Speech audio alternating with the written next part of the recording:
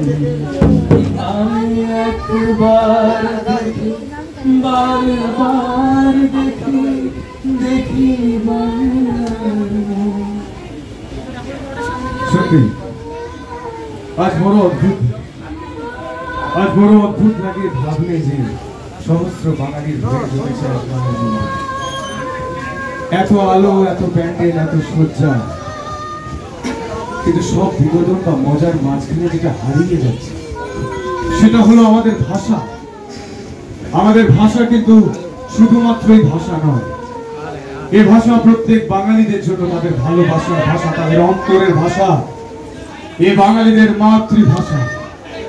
আমার একান্ত একমাত্র প্রশ্ন এই প্রজন্মের বাঙালির কাছে, যে তারা কি কোথাও ভুলে গিয়েছে? যে মাটিতে দাঁড়িয়ে আজকে তারা নিঃশ্বাস নিচ্ছে, সেই মাটিতে একদিন নিঃশ্বাস নিয়েছিল রবি ঠাকুর, নজরুল, অমর্ত্য সেন কিংবা স্বয়ং সুভাষ চন্দ্র বোস। সেই মাটির ভাষা আজকে যেন মাটির ধুলায় লোটালোটি করছে। এক সময় রবি ঠাকুর বলে গিয়েছিলেন, কে বলিল হত্যাকাণ্ড পাপ, আমি বলছি হত্যাকাণ্ড পাপ। আমার মাতৃভাষার হত্যা করা পাপ, যেটা আর কেউ নয়, আমরা নিজেরা করছি। আসুন আজ মায়ের সামনে স্বরূপ রূপে আবার বাঙালি হয়ে উঠি আমরা সকলে।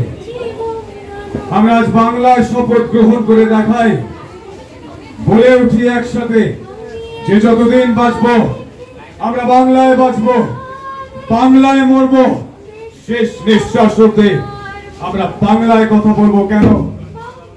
কারণ বাঘাযতীন বা ক্ষুদিরামের সাহস বোঝার জন্য ভেতর থেকে বাঙালি হতে হয়। দুর্গা মহাষ্টমী ফেব্রুয়ারি 21 তারিখ বা সরস্বতী পূজার সাদা ধুতি পাঞ্জাবি পরলে কেউ বাঙালি হয়ে যায় না। বাঙালি হতে গেলে ভেতর থেকে বাঙালি হতে হয়। ওই যে বললাম, বাঘাযতীনের চোখে আগুন দেখতে গেলে অন্তর থেকে বাংলার মাটির গন্ধকে পেতে হবে। রবি ঠাকুরের কবিতা বুঝতে গেলে, বা ওই যে জীবন বাবু যেটা লিখে গিয়েছিলেন, বাংলার মুখ আমি দেখিয়াছি তাই আমি পৃথিবীর মুখ খুঁজতে চাই না। এই দুটি লাইন বোঝার জন্য ভেতর থেকে বাঙালি হতে হয়। এটা যেদিন থেকে আমরা বুঝবো, সেদিন আমরা এইখানে দুটো পায়ে দাঁড়িয়ে রুদ্ধশ্বাস বাঙালি কণ্ঠে বলে যেতে পারবো যে আমরা সকলে বাঙালি, আমরা গর্বিত, আমরা বাঙালি।